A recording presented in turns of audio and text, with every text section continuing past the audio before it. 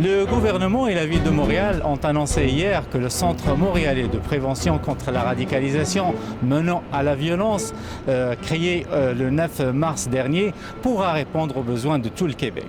Donc le centre aura un budget de 2 millions de dollars financé à parts égales par la ville et le gouvernement. Et qui de mieux pour nous en parler donc de ce centre-là que son directeur qui vient d'être nommé, Monsieur Herman Okomba. D'abord, merci d'avoir répondu à notre sollicitation et donc c'est une exclusivité de MTL que de vous parler. Merci beaucoup pour l'invitation.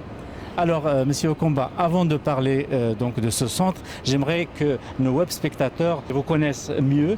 Donc, je vous propose, et je leur propose également, votre portrait tel qu'il a été présenté hier par le maire de Montréal, Monsieur Denis Coderre.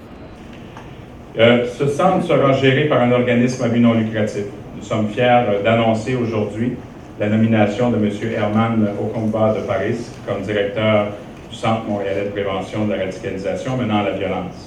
M. Okomba a travaillé pendant 10 ans au SPVM comme spécialiste de relations interculturelles et plus récemment des questions de radicalisation. Il détient un doctorat en sciences politiques et une maîtrise en relations internationales. Son expérience du terrain, sa connaissance des relations interculturelles et sa formation académique font de lui le candidat tout désigné pour soutenir les familles et les proches des personnes qui vivent des situations de radicalisation. M. Okomba travaillera de concert avec nos nombreux partenaires, privés ou publics, en provenance des milieux communautaires, scolaires ou institutionnels, des secteurs de la santé, des services sociaux, de la sécurité publique, de l'emploi et de la recherche. Donc, comme vous le voyez, malgré son jeune âge, M. Okomba a énormément d'expérience et votre proximité justement auprès des communautés multiculturelles vous permet donc d'assumer ce rôle avec beaucoup d'aisance. Mais par rapport à votre carrière, qu'est-ce que ça représente ce défi-là et cette nouvelle responsabilité? Écoutez, c'est tout un privilège que j'ai été choisi par la ville de Montréal pour relever ce défi. Pour moi, ça me permet de mettre un peu plus en pratique tout ce que j'ai développé au courant des années, en matière des liens de confiance avec la communauté, avec tous les partenaires du milieu communautaire institutionnel. Pour moi, c'est tout un privilège et j'en suis heureux et je vois que le défi est énorme, mais je pense que je pourrais le relever non pas seul, mais avec l'appui, la mobilisation de la communauté. Très bien, donc vous êtes motivé, vous êtes prêt à assumer ce rôle avec conviction. Ah oui, absolument avec conviction. Vous savez, depuis les dernières années, les 10 dernières années, je me suis beaucoup occupé des dossiers des relations avec la communauté, toute la question du profilage racial. C'est des dossiers que je prends avec passion, mais avec cœur, parce que c'est des drames humains, donc ça demande beaucoup de sensibilité et d'ouverture. Donc pour moi, c'est un défi de plus, mais comme je vous le dis, je veux travailler là-dessus avec la communauté, avec les partenaires, avec tout le monde. En fait, c'est mon approche. Pour moi, ces questions, il faut agir de manière concertée, intégrée pour être efficace dans ce dossier. Effectivement, et hier, on a beaucoup entendu le mot « ensemble ». Ça a été dit et redit plusieurs fois, c'est « ensemble ». Donc, toutes les communautés sont appelées, donc les parents, les familles sont appelées également à prendre part donc, à ce plan d'action, en fait. Mais parlons du centre. Donc vous serez à la tête de ce centre-là.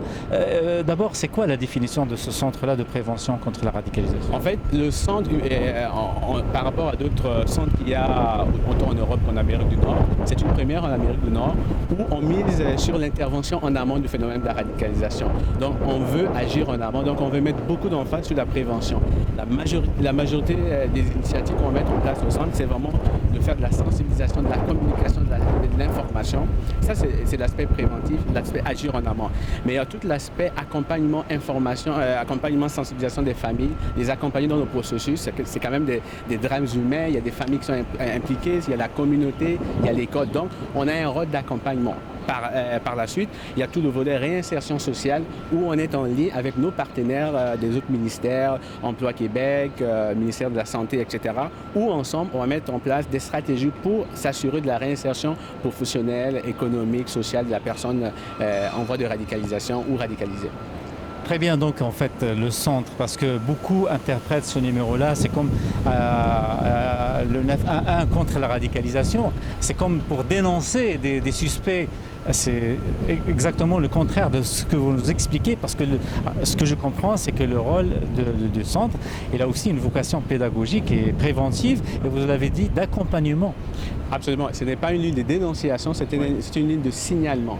Les gens qui doivent appeler au centre, qui vont appeler au centre, qui nous appellent déjà au centre, vous savez, on a eu plus de 130 appels, c'est pour avoir de l'information, pour avoir de l'aide, l'accompagnement. Ce n'est pas une ligne de dénonciation et ce n'est pas une ligne où on appelle pour régler des comptes. Okay? Donc, c'est vraiment une ligne pour signaler des comportements ou des questionnements. Et les gens ont besoin parfois d'avoir ces réponses. Donc, lorsqu'on a une urgence, le numéro reste le même, c'est la police, le 911.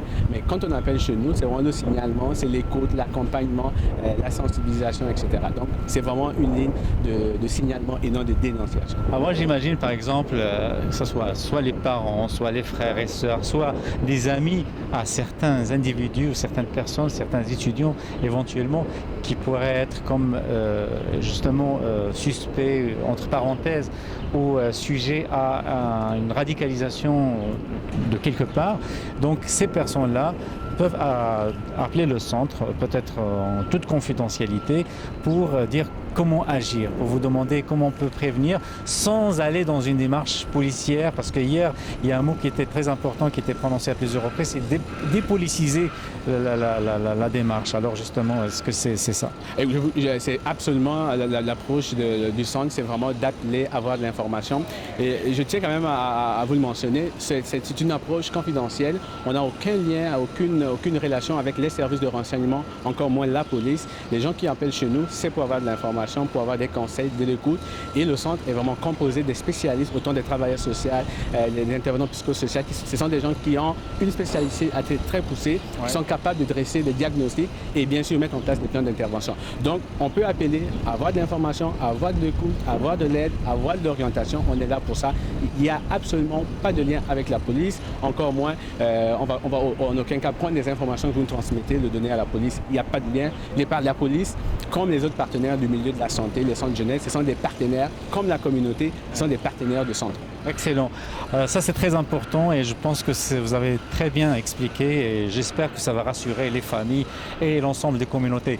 Alors, je vous laisse, comme paraît sur l'écran, de nous rappeler donc les numéros de ce centre-là. Écoutez, avant de vous rappeler le numéro, peut-être je demanderai aux familles, à la communauté, à chacun de nous appeler quand ils ont des questions. Vous savez, le problème de la radicalisation, c'est parce que les gens n'en parlent pas. Parce que les gens, lorsqu'on est confronté à cette réalité, on essaie de gérer la situation dans son coin. Non, on a une structure, on a des professionnels qui vont être au centre. Appelez-nous. Le numéro, c'est simple. À Montréal, c'est le 514-687-7141. Et le numéro pour le reste du Québec, c'est 1-877-687-7141. Donc, je répète, 514-687-7141. Excellent. Donc, on va suivre donc notre entrevue donc ici à la Place des Arts. Il fait beau. Donc, on va suivre notre entrevue juste après cette pause.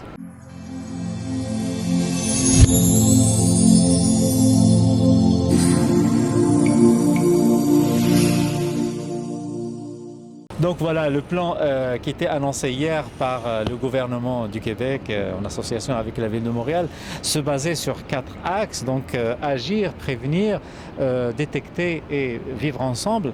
Lesquels des 4 axes sont les plus proches de la vocation de votre centre? C'est la prévention. Nous, on mise par la prévention parce que pour nous, lorsqu'on est rendu à l'étape de l'intervention ou de la réinsertion, c'est un échec communautaire, un échec de la collectivité. Absolument. Donc nous, on mise davantage au niveau du centre de prévention, au niveau de la prévention, agir en amont. C'est si on agit de manière proactive, il ne faudrait pas qu'on soit en mode réactif. Donc, nous, on mise beaucoup d'emphase sur l'approche préventive pour être efficace, pour prévenir les cas de radicalisation.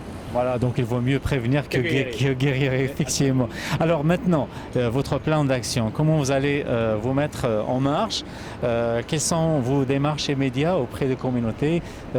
Qu'est-ce que vous attendez de ces communautés et des différentes associations qui travaillent d'arrache-pied justement et qui ne savent pas, je pense, et je le constate, qui ne savent savent pas comment agir face à ce phénomène préoccupant de la radicalisation. Alors, c'est quoi votre plan d'action? Écoutez, c'est sûr que présentement, on est en train de mettre en place toutes les structures, en train d'élaborer les protocoles de collaboration.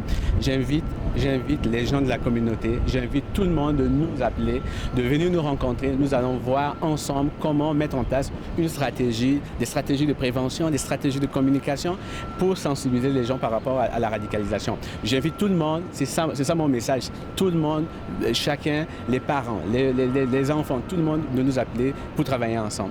Très bien, donc voilà un appel, j'espère qu'il sera entendu et que la réaction sera positive et immédiate parce que je pense que c'est une urgence, on peut parler d'urgence au niveau de notre société que de sauver nos jeunes parce qu'il y en a déjà qui sont partis et chaque jeune qui part, qui nous quitte est un gâchis et est un échec sociétal comme vous l'avez dit aussi.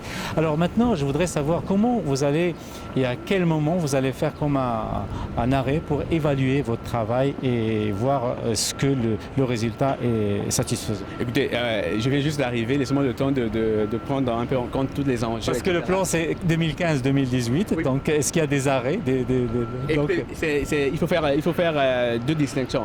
Oui. Ce qu'on a annoncé hier, c'est le plan d'action du gouvernement. Alors le centre de prévention, c'est vraiment autre chose. C'est vraiment un élément du plan, mais nous au niveau du centre, laissez-nous le temps de s'installer, de mettre en place toutes nos structures. Et on travaille présentement, vous savez, on a une ligne qui fonctionne depuis le mois de mars. Ouais. Donc on va faire un bilan probablement l'année prochaine, mais on est vraiment en train de consolider ces acquis et avec le gouvernement provincial et le support du maire de Montréal, je pense que lorsqu'on va être prêt à faire le bilan l'année prochaine, on va le faire avec plaisir. D'ailleurs, je vous invite à l'inauguration de nos bureaux prochainement. Quand? Écoutez, probablement en septembre. Je me donne comme objectif le mois de septembre pour l'inauguration. Mais les lignes fonctionnent déjà. Tout fonctionne, j'ai des spécialistes. Tout fonctionne présentement 24 sur 24. Les gens peuvent appeler. Il y a des répondants qui vont répondre aux familles, aux personnes qui ont des questionnements. Écoutez, appelez pour toute forme de questionnement par rapport à la radicalisation.